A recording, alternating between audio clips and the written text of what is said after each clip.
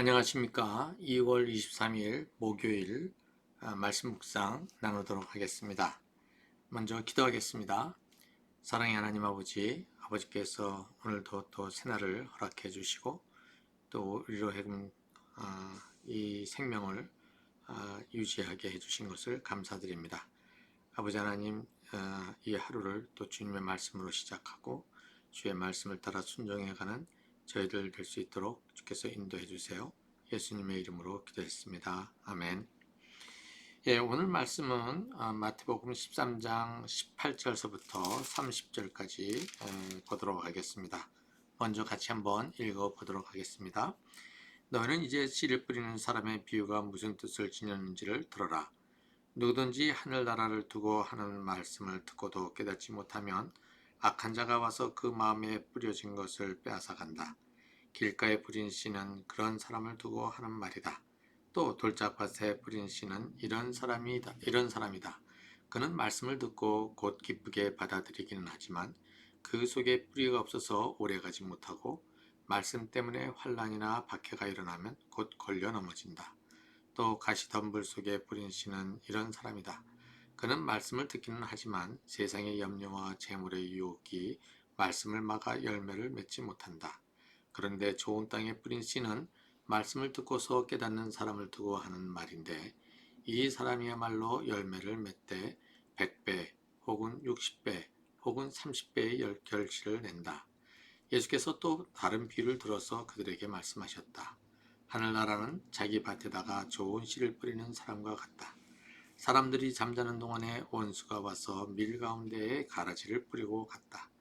밀이 줄기가 나서 열매를 맺을 때에 가라지도 보였다.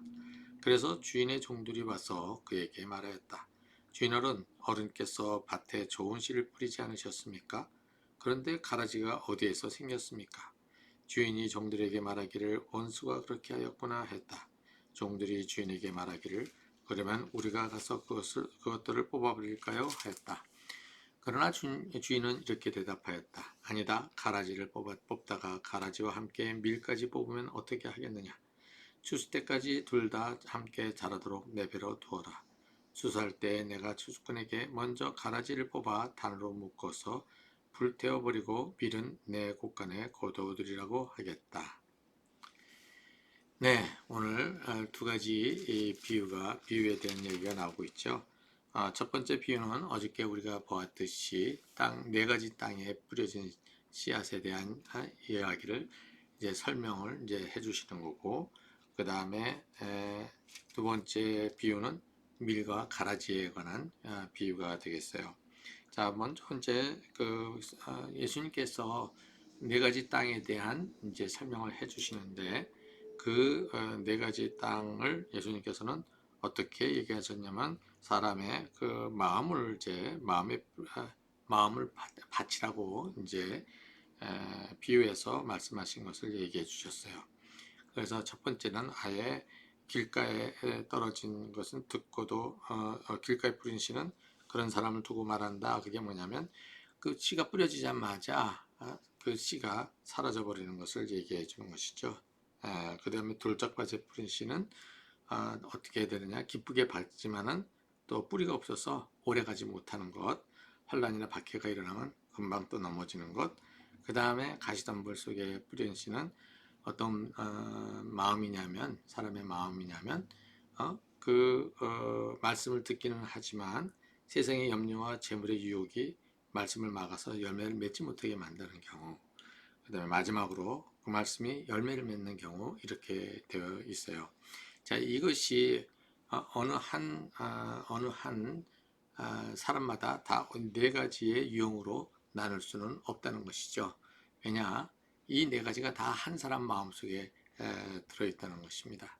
이렇게 어떤 때는 그 말씀을 듣지도 않고, 어떤 때는 말씀을 기쁘게 받았다가 어려움이 오면 무너져 버리고, 어떤 때는 또 걱정을 하다가 또 하나님의 말씀대로 살지 못하는 어떤 그러한 모습들, 이것이 지금 현재 이 땅에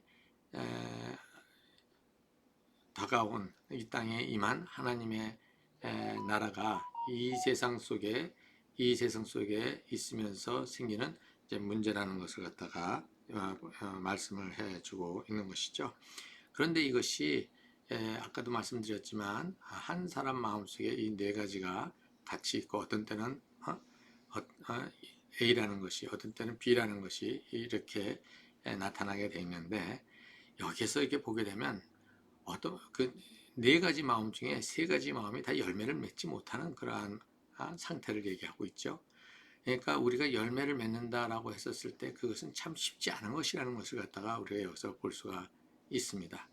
그럼에도 불구하고 한번 그 열매를 맺으면 열매를 맺는 일이 벌어지면 그 열매는 아주 폭발적으로 늘어나는 것을 얘기해 주고 있죠.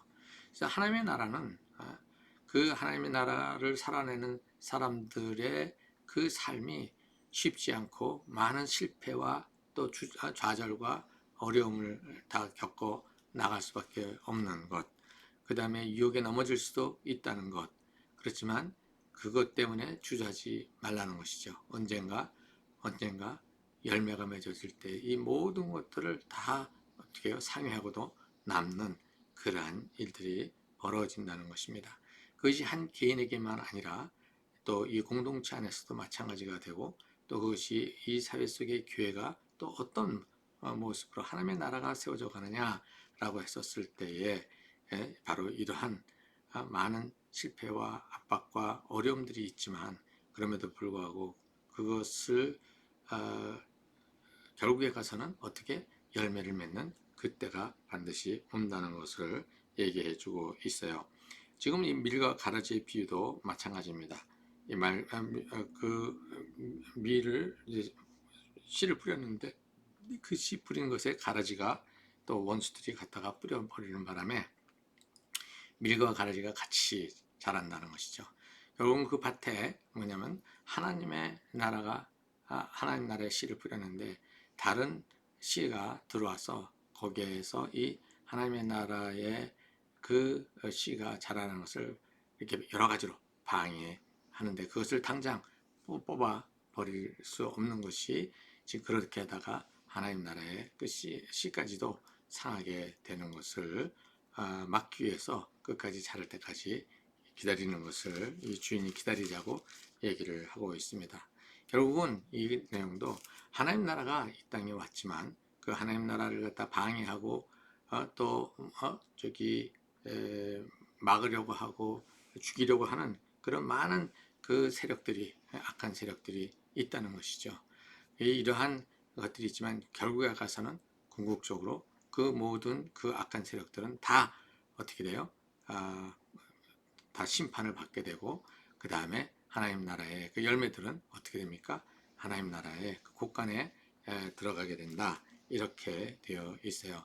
결국은 그 열매 끝까지 하나님의 나라는 끝까지 남는다는 것을 여기서 얘기해 주고 있는 것이죠.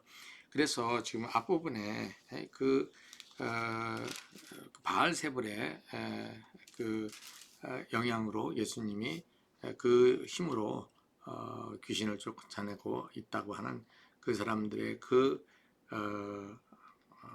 가짜 뉴스를 퍼뜨리는 그들의 악한 그러한 세력들을 두고 하나님 나라는 끝까지 그 하나님의 나라가 온전히 될 때까지 결코 무너지지 않는다는 것을 여기서 보여주고 있는 것입니다.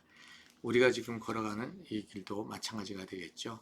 우리가 지금 여기서 하나님의 그 선택을 받아 지금 이렇게 구원의 길을 걸어갈 수 있었던 것은 곧 하나님의 나라를 세워가는 하나님의 나라를 드러내는 미션을 감당하도록 우리를 부르셨기 때문입니다. 그러나 그 길이 쉽지 않다는 것을 얘기해 주고 있어요. 그럼에도 불구하고 그 길을 끝까지 견뎌 나갈 수 있기를 바라는 그 예수님의 마음을 여기에 담아 두신 것이죠.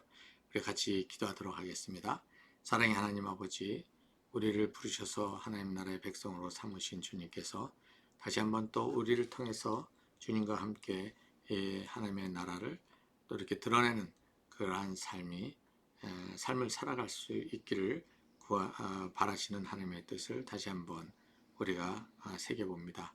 그 길이 쉽지 않고 걸어가는 것이 어렵지만 하나님의 뜻을 따라 순종해 살아가는 것이 참으로 어렵고 힘들지만 우리가 그렇다고 포기하거나 좌절하지 않게 하여 주시고 아버지 하나님의 끝까지 주님의 나라의 열매를 우리 안에서 볼 수 있는 그러한 기회를, 은혜를 베풀어 주십시오. 감사드리며 예수님의 이름으로 기도했습니다. 아멘.